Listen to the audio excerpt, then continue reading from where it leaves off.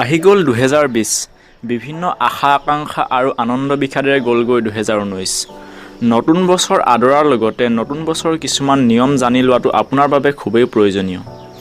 2020ৰ 1 জানুৱাৰীৰ পৰা কেইবাটাও প্ৰক্ৰিয়া হালসলনি কৰিছে কেন্দ্ৰীয় চৰকাৰে হেল্ল' বন্ধু বান্ধৱীসকল ইনিচিয়েট আসাম চেনেলটোলৈ আপোনাক স্বাগতম পেন কাৰ্ডক আধাৰ কাৰ্ডৰ সৈতে লিংক নতুন বছৰটোত হলনি হ'বলগীয়া এটা গুৰুত্বপূৰ্ণ প্ৰক্ৰিয়া হৈছে পেন কাৰ্ডক আধাৰ কাৰ্ডৰ সৈতে সংযুক্ত কৰা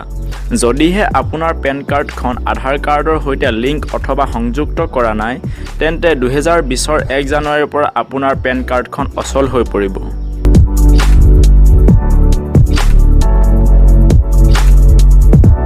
অচল হৈ পৰিব ষ্টেট বেংক গ্ৰাহকসকলৰ এটিএম কাৰ্ড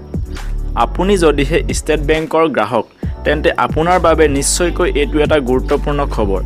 দেশৰ সবাতোকৈ বৃহৎ বিত্তীয় প্ৰতিষ্ঠানটোৱে নতুন বৰ্ষত বন্ধ কৰিছে বৰ্তমান প্ৰচলিত হৈ থকা একাংশ এটিএম কাৰ্ড ভাৰতবৰ্ষত বৰ্তমান দুই প্ৰকাৰৰ এটিএম কাৰ্ড প্ৰচলিত মেগনেটিক ষ্ট্ৰিপ কাৰ্ড আৰু ইভিএম চিপ কাৰ্ড ভাৰতীয় ষ্টেট বেংকে এই দুই ধৰণৰ কাৰ্ডৰ পৰা বন্ধ কৰিব মেগনেটিক ষ্ট্ৰিপ কাৰ্ড নতুন বছৰত সোণৰ গহনা ক্ৰয় কৰোঁতে এই ক্ষেত্ৰত নজৰ ৰাখক নতুন বছৰত যদিহে আপুনি সোণৰ অলংকাৰ ক্ৰয় কৰাৰ কথা ভাবিছে তেন্তে এই কথাত নজৰ ৰাখক যে গহনাত হল মাৰ্কিং আছে নে নাই কিয়নো 2020ৰ 1 জানুৱাৰীৰ পৰা সমগ্ৰ দেশত সোণৰ গহনাত হল মাৰ্কিং থকাটো বাধ্যতামূলক কৰিছে চৰকাৰে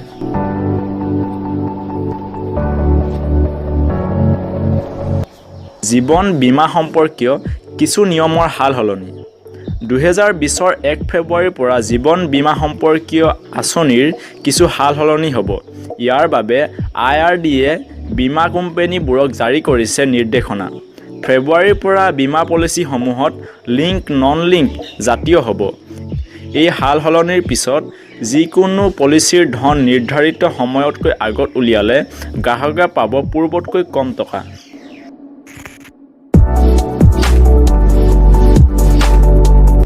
গাড়ী চালকসকলে সোনকালে কৰি লওক এই কাম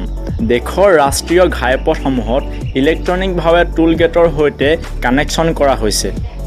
ইয়াৰ বাবে সকলো বাহনত ফাষ্টেগ লগোৱাটো বাধ্যতামূলক কৰিছে চৰকাৰে 2020ৰ 15 ফেব্ৰুৱাৰীৰ পৰা সকলো বাহনতে এই ফাষ্টেগ থাকিবই লাগিব নহ'লে টোল গেটৰ লগতে যান বাহন আৰক্ষীকো আপুনি দিব লাগিব জৰিমনা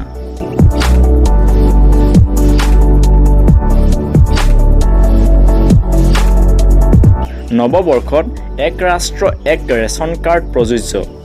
2020ৰ 1 জুনৰ পৰা সমগ্ৰ দেশতে সলনি হ'ব ৰেচন কাৰ্ডৰ এই নীতি নিয়ম ইতিমধ্যে সমগ্ৰ দেশত ষ্টেণ্ডাৰ্ড ফৰ্মেটৰ ৰেচন কাৰ্ড তৈয়াৰ কৰা হৈছে এই ৰেচন কাৰ্ড সমগ্ৰ দেশতে প্ৰযোজ্য হ'ব নতুন ৰেচন কাৰ্ডৰ জৰিয়তে সমগ্ৰ দেশৰ যিকোনো প্ৰান্তত উপভোক্তাই লাভ কৰিব পাৰিব ৰেচন কাৰ্ডৰ সকলো সেৱা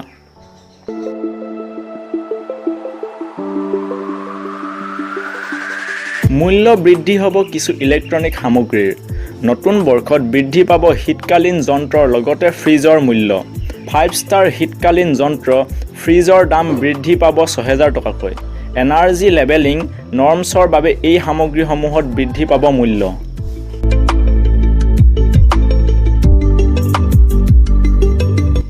নতুন বৰ্ষত বৃদ্ধি পাব বাহনৰ মূল্য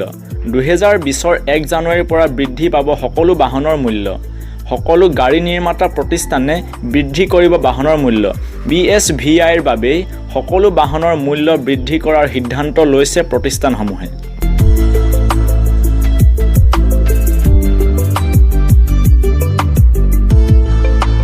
তেতিয়াহ'লে বন্ধু বান্ধৱীসকল আজিৰ এই তথ্যবোৰ কেনে লাগিল নিশ্চয় জনাব ভৱিষ্যতেও এনে ধৰণৰ গুৰুত্বপূৰ্ণ তথ্য পাই থাকিবৰ বাবে চেনেলটো ছাবস্ক্ৰাইব কৰিব ভিডিঅ'টো লাইক কৰিব আৰু লগতে আপোনালৈ থাকিল নতুন বৰ্ষৰ হিয়া ভৰা শুভেচ্ছা জয় আই অসম